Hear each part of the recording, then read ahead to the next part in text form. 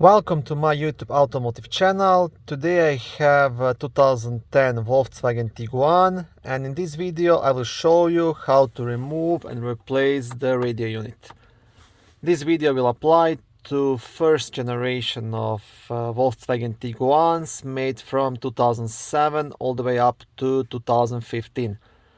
Now there was a facelift in 2012, but this part will stay completely the same and radio removal will be the same.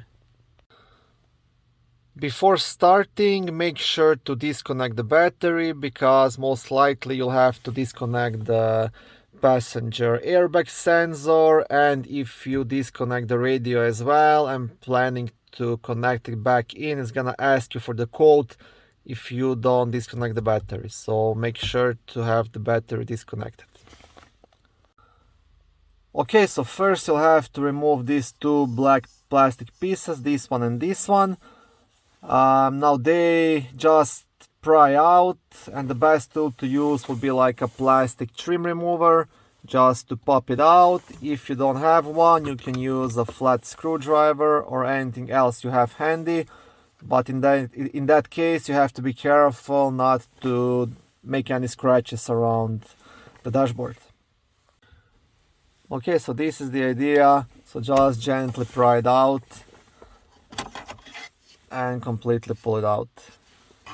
And you will do the same thing with this passenger airbag light.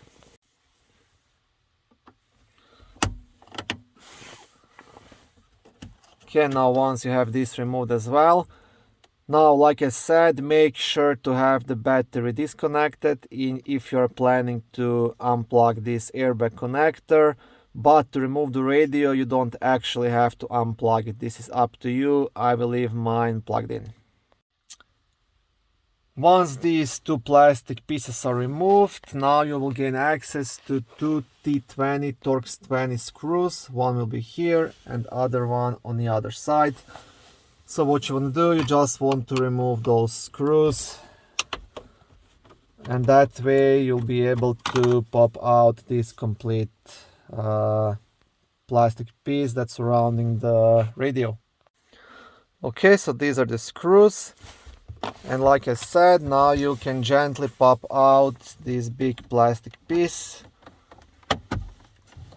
There is no more screws holding it, so just want to work your way all around until you get it all out. Okay, just like this. Okay, now you can just lift this cover up. Like I said, you don't have to be removing these two connections. This is the airbag and this is your hazard light switch. If you want, you can have it disconnected, but it is not on the way. And make sure, like I said, to have the battery disconnected first before you unplug anything.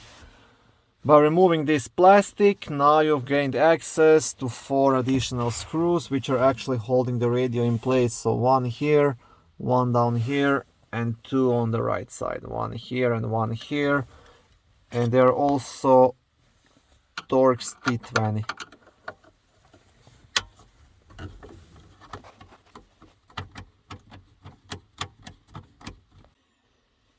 Okay, so 4 identical screws, and now there is nothing else holding this radio in place, so you can just pretty much pull it straight out. On the back side of the radio, you'll have a couple of connections to disconnect. Now this is the radio antenna. To unplug this one, you'll have like a small white clip right here, which you have to push up, just like this, to release it. And now you can just easily remove the antenna. And the power wiring is right here, so all you have to do, you'll also have just like a switch here which goes up, and by switching it to the left side you'll be able just to pull it off.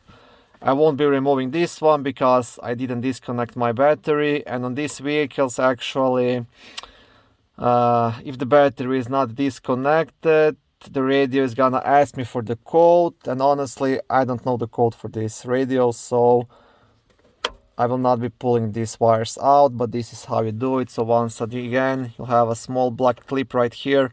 Just press it and then pull this lever up and all the way to the other side and just remove the wires.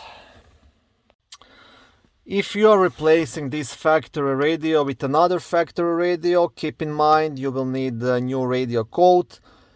A radio code is usually on a small card, size of a business card, and it's a 4-digit number.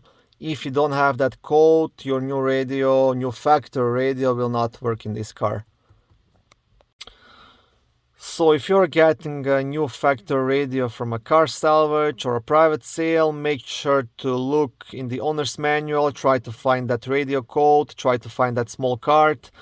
If you're buying from eBay or Amazon or something like that, make sure that the seller gives you the radio code. Your other option is calling the Volkswagen dealership, and based on the vehicle ownership documents and the serial number, they will be able to give you the radio code, but you'll have to pay for it, usually around 50-75 bucks. If you're replacing this radio with the new aftermarket radio, which you're most likely doing, you will not need any kind of code. All you need is the proper wiring harness that will connect to your vehicle and to the new radio, and you will need the new radio installation kit, which will fit this dashboard nicely.